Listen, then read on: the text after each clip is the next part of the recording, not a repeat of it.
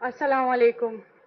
آج یہاں پہ جتنے بھی صحافی حضرات ہیں، سیاسی کارکن ہیں یا سیاسی پارٹیاں ہیں، میں ان سب کا شکریہ ادا کرنا چاہتی ہوں کہ انہوں نے ہمیں اسلام آباد جیسے شہر میں دعوت دی اور سننے کا موقع دیا. لیکن مجھے حیرانگی نہیں ہوگی اس بات پہ کہ یہی جو سیاسی کارکنان بیٹھے ہوئے ہیں یا میڈیا کے حضرات بیٹھے ہوئے ہیں، ہم پچھلے 17 دنوں سے اسلام آباد میں بیٹھے ہوئے ہیں اور ہمیں نہ سنا جا رہا ہے اور نہ ہمیں کوریج دی جا رہی ہے. یہاں پہ آپ سب لوگ بیٹھے ہوئے ہیں آئین تحفظ کے لیے جو دعوت دی ہے، تو میں آپ لوگوں سے یہ سوال پوچھنا چاہتی ہوں کہ کس آئین کے تحفظ کے لیے آپ یہاں پہ بیٹھے ہوئے ہو؟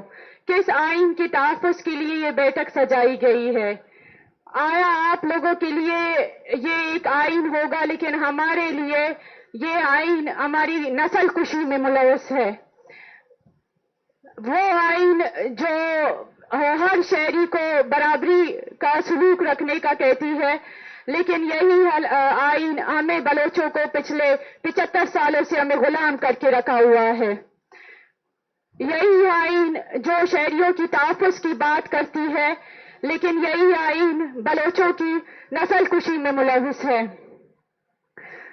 تو جس آئین کی تحفظ کے لیے آپ لوگ بات کر رہے ہیں، اس آئین کو اسلام آباد کے ایئر کنڈیشنر آلوں میں پڑھا اور سنا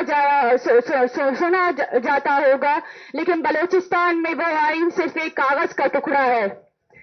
بلوچستان میں وہ آئین یا یہاں پہ جو پارلیمان کی خود مختاری کے لیے آئے ہوئے ہیں لوگ، عدلیہ کی آواز کے لیے آئے ہوئے ہیں لوگ، لیکن یہی عدلیہ، یہی پارلیمان، بلوچستان میں یہی میڈیا بے بس اور خاموش ہے.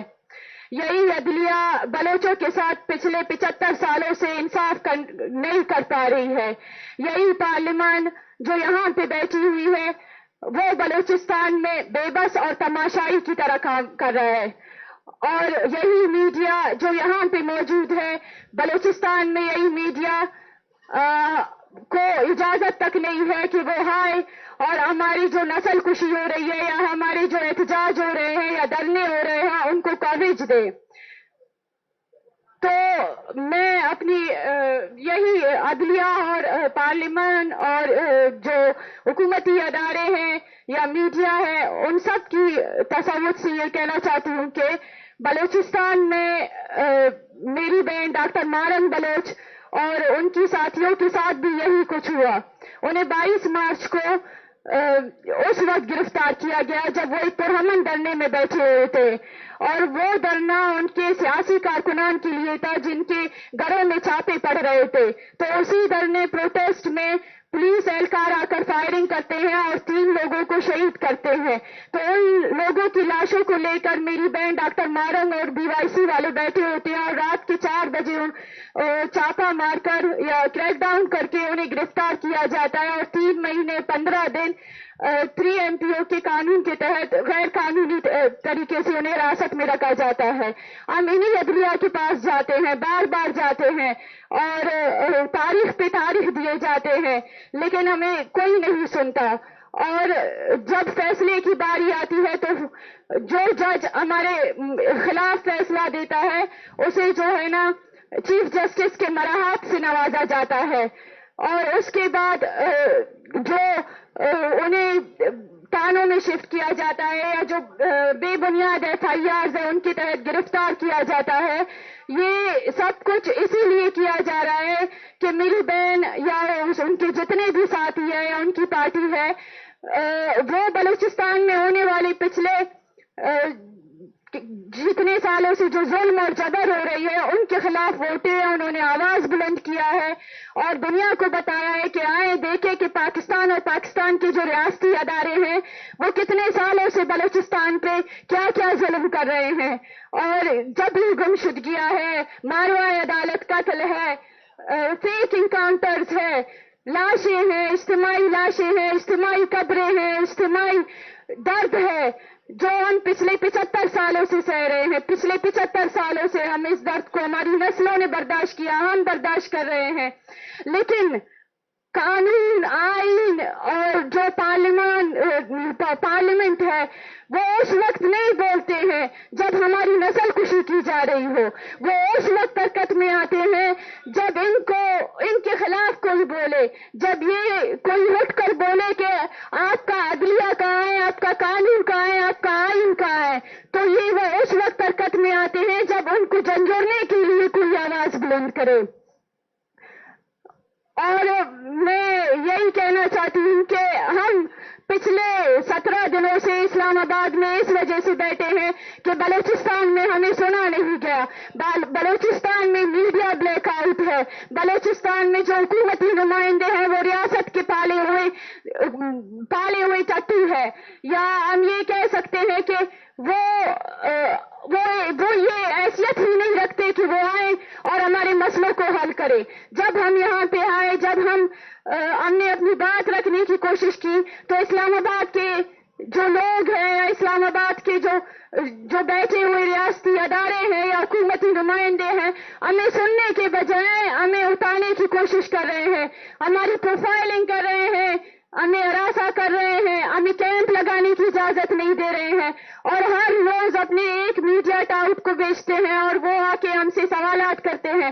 ہمیں اسرائیلی ایجنٹ کہا گیا، ہمیں انڈین ایجنٹ کہا گیا، ہمیں دہشت گرد کہا گیا، اور روز نئی گالی اور نئے الزامات ہم پہ لگائے جاتے ہیں. لیکن ہم پھر بھی بیٹھے ہوئے ہیں، ہم پھر بھی اس امید میں بیٹھے ہوئے ہیں کہ کوئی ہوگا، کوئی ہے جو ہمیں سنے گا. اور اگر ہمیں یہاں سے آج نہیں سنا گیا، اگر ہم یہاں سے آج خالی ہاتھ لوٹے، پھر شاید کوئی بھی نہ ہو جو اسلام آباد کی طرف رخ کرے، پھر کوئی بھی نہ ہو جو عدلیہ اسٹیٹ کی جو آئین اور قانون ہے اس پہ یقین رکھے. تو میں یہاں پہ بیٹھی ہوئی جتنے بھی سیاسی ورکرز ہیں، سیاسی پارٹیاں ہیں، اور جو عالمی میڈیا ہے یا انٹرنیشنل میڈیا ہے، نیشنل میڈیا ہے، ان سب سے درخواست کرتی ہوں کہ آپ جو یہاں پہ میڈیا کے لوگ ہیں، جو کیمریز ہیں، وہ اسی کیمپ جو ہمارا کیمپ لگا ہوا ہے اسی سڑک سے گزرتے ہیں، ان کی گاڑیاں گزرتی ہے، لیکن وہ ایک دن بھی ہمت نہیں کرتے کہ وہ آئے ہم سے پوچھے کہ آپ یہاں پہ کیوں بیٹھے ہوئے ہیں. وہ ہمیں کوریج دینے کی ہمت نہیں کرتے. وہ آپ آئیں ان ماؤں سے ان کا درد پوچھے. کچھ لوگ ہیں جو ہمت کر کے آ کے پوچھتے ہیں ان ماؤں سے، ان سے سوال کرتے ہیں کہ آپ لوگوں کے بیٹے 10-10 15-15 سالوں سے لاپتہ ہے. 10-15 سال کیا ہے؟ ہم تو کئی سالوں سے اس اذیت کو برداشت کر رہے ہیں، اس درد کو برداشت کر رہے ہیں. اجتماعی لاشیں ہم نے اٹھائی ہے. جبری گمشدگیوں کے جو لوگ ہیں جنہیں جبری گمشدہ کرتے ہیں انہیں فیک انکاؤنٹرز میں مارتے ہیں، ان کی قبریں ہمیں ملتی ہے. کسی کو تو قبریں بھی نصیب نہیں ہوتی ہے.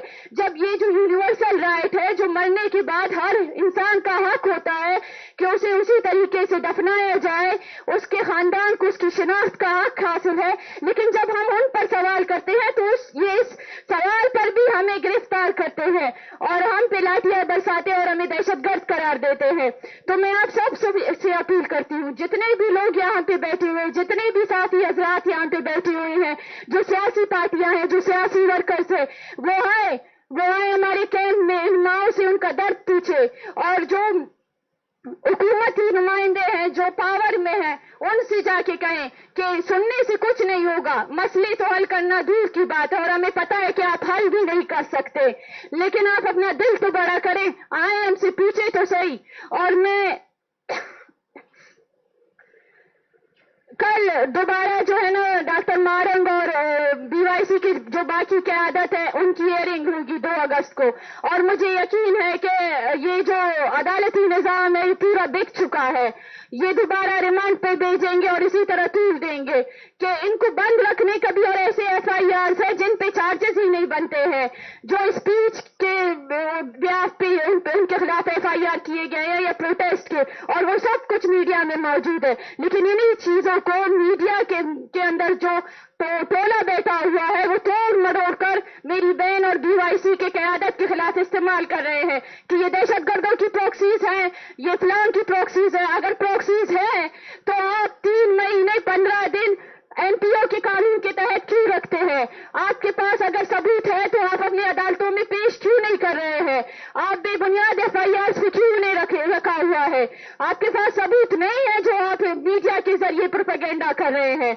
अगर आप मुझे कह रहे हैं कि मैं चोर हूं तो इस चीज को आपको साबित करना है, मुझे साबित करने की जरूरत नहीं है। तो मैं आप सब लोगों से दरख्वास्त करती हूँ कि आप लोग आए, हमारे कैंप का दौरा करें, उन माओं का दर्द सुने। शुक्रिया। बहुत शुक्रिया। और यकीनन सब सियासी जमात